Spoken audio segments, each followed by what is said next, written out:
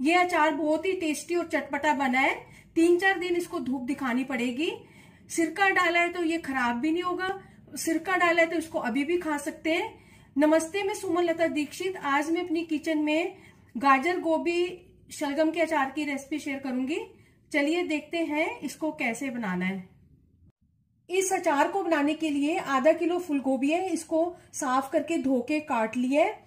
4 गाजर है, लगभग 250 ग्राम है, इनको भी छील के धो के काट लिया है। 2 शलगम है, इनको भी छील के धो के काट लिया है और इनको सुखा भी लिया है। अगर धूप है तो धूप में सुखा लेंगे, अगर धूप नहीं है तो इनको पंखे के नीचे फैला के सुखा लेंगे। और अब अचार में डालने के लिए मसालों को भूनेंगे। तो गैस के ऊपर पैन में मैंने 3 बड़े चम्मच सौंफ डाल दी, 2 बड़े चम्मच अजवाइन।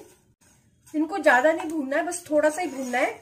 अगर मसालों के अंदर मॉइस्चर होगा तो वो भी खत्म हो जाएगा।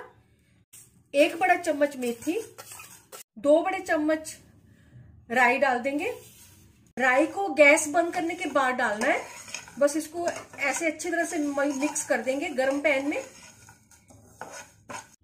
और अब इनको प्लेट में डाल देंगे ठंडा करने के लिए, फिर इनको ग्राइंड कर लेंगे। गरम पैन में 2 चम्मच बड़े कसूरी मेथी के डाल देंगे।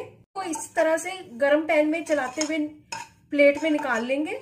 और अब इसी पैन में 1 कप सरसों का तेल गरम करेंगे और फिर इस तेल को गर्म होने के बाद ठंडा होने के लिए रख देंगे।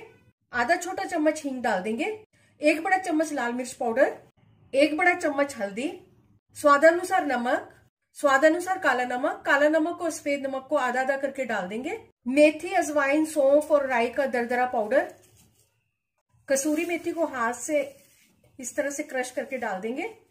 2 बड़े चम्मच कश्मीरी लाल मिर्च पाउडर, मिक्स करेंगे इनको। और अब इसमें ये सब्जियां डाल देंगे, आधा कप सिरका। और अब इन सब चीजों को अच्छी तरह से मिक्स करेंगे। अगर आप मेरे चैनल पर पहली बार हैं तो इसे सब्सक्राइब कर देना, बेल को प्रेस कर देना, जिससे आपको मेरे आने वाली वीडियो की नोटिफिकेशन मिलेगी। और अगर आपको मेरी रेसिपी अच्छी लगती है तो इसे लाइक कर देना और ज्यादा से ज्यादा इसको शेयर कर देना। और कमेंट सेक्शन में जरूर बताना ये रेसिपी आपको कैसी लगी। इस अचार को हम इंस्टेंट बना रहे हैं, तो इस अचार के लिए जो सब्जियां हैं वो ज्यादा मोटी नहीं कटनी चाहिए।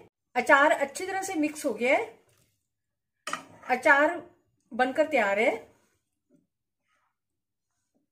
अचार बनकर तैयार है। चलिए मिलते हैं एक अच्छी सी नई रेसिपी के साथ। बाय।